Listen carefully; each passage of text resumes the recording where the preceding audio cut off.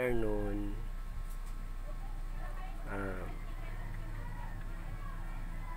I hope everything is okay.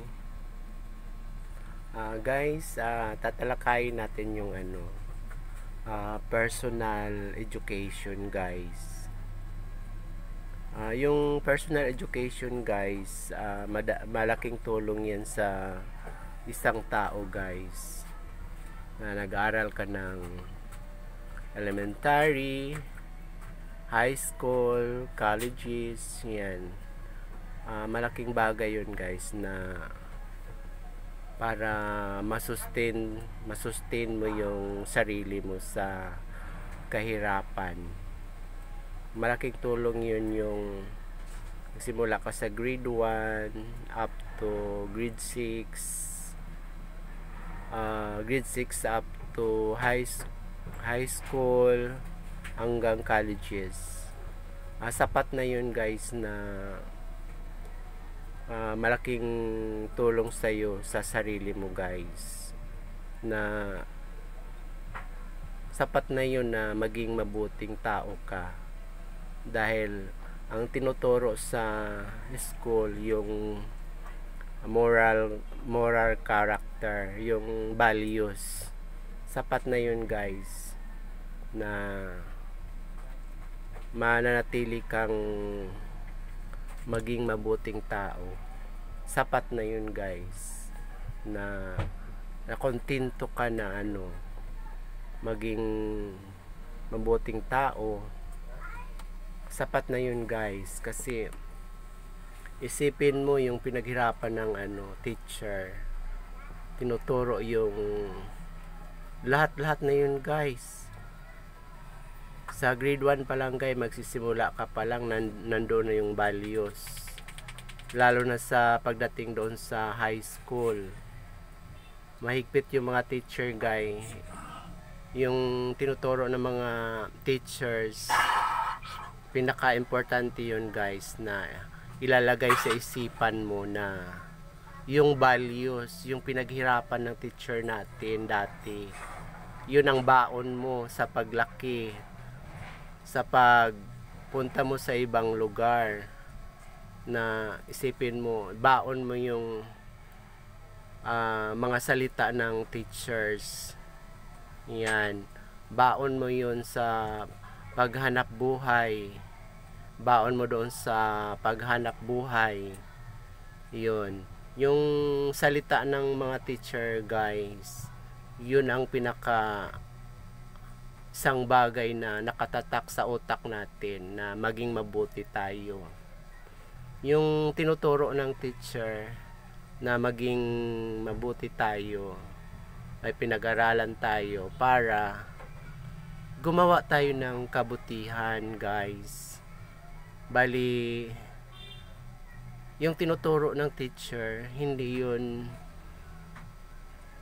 para maging mabuti ka, yung para hindi ka maging masama. Yung tinuturo ng teacher para maging mabuti ka, na huwag kang lumihis sa masamang bisyo, huwag kang gumawa ng masama.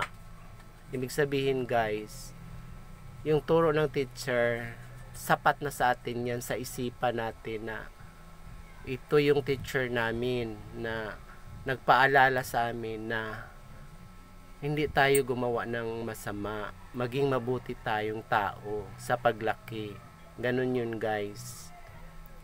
Sapat na yun yung education. Mas lalo na kung pumasok ka pa sa sa simbahan. Ayun.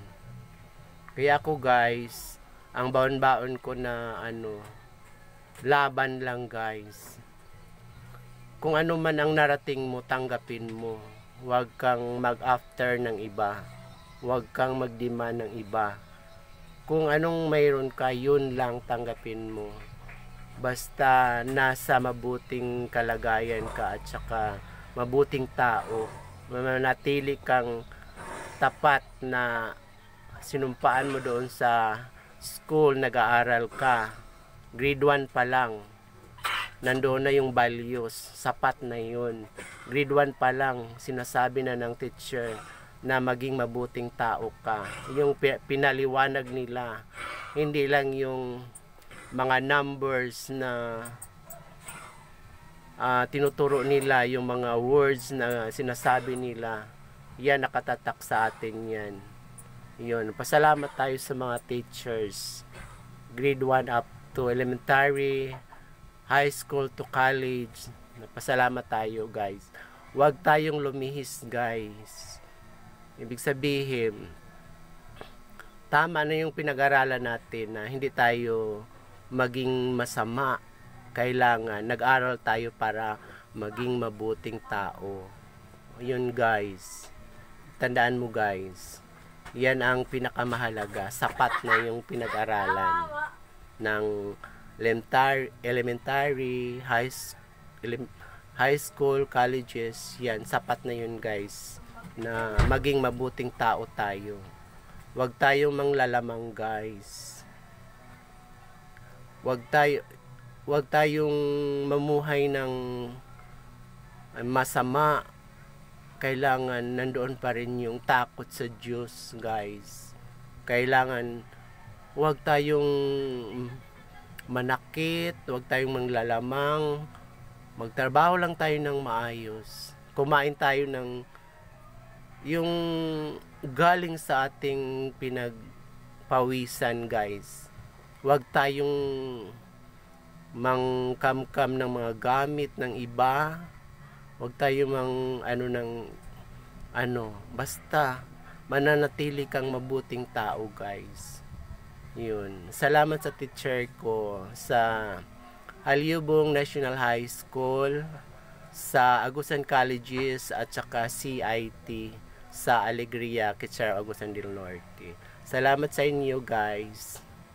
Thank you very much. Bye-bye.